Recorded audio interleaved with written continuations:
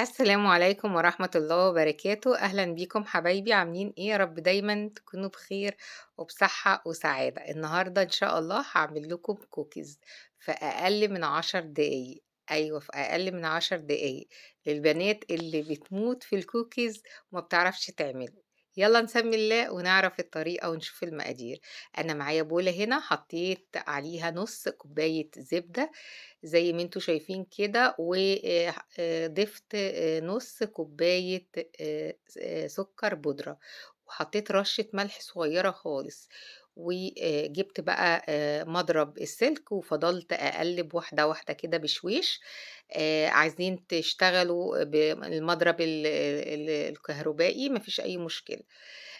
أنا باسهِّل عليكم كل حاجة علشان ما حدّش يكتب لي في التعليقات ما عندناش بقى مضرب بالكهربا والكلام اللي أنتم عارفينه ده.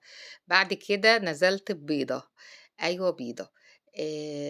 زي ما أنتم شايفين كده باستمر في التقليب، وبعد كده هانزل بنُص معلقة فانيليا، وطبعًا هاستمر في التقليب.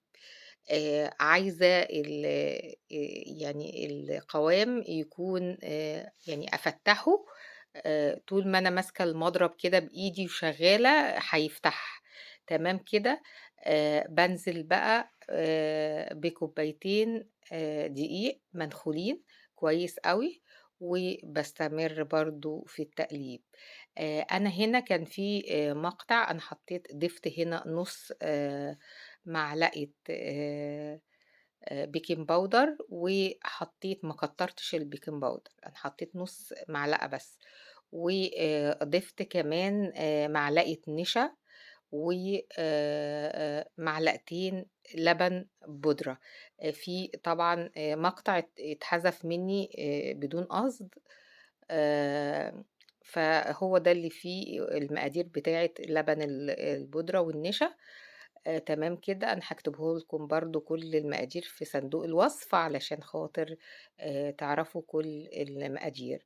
نزلت بالشوكولاتة الشيبس، ولو عندكم شوكولاتة أي حاجة بقى دريم أو أي حاجة ممكن تكسروها كده بالسكينة قطع صغيرة وتضيفوها على الخليط. وبعد كده أنا عايزة الخليط يبقى طري، مش عايزاه يعني ناشف، مش عايزة العجينة تبقى ناشفة في إيدي، أنا عايزاها تبقى طرية زي ما أنتم شايفين كده وبالمعلقة. وباخد يعني عندكم بقى معلقة، عندكم أي حاجة بإيديكم كدهوّة بتكوّروها.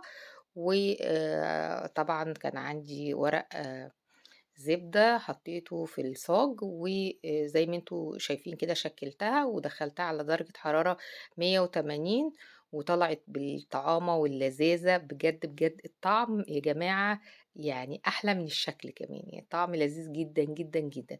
أهم حاجة تكون الزبدة طعمها حلو. لو عجبكم الفيديو ما تنسوش تشيّروا في كل مكان، والسلام عليكم.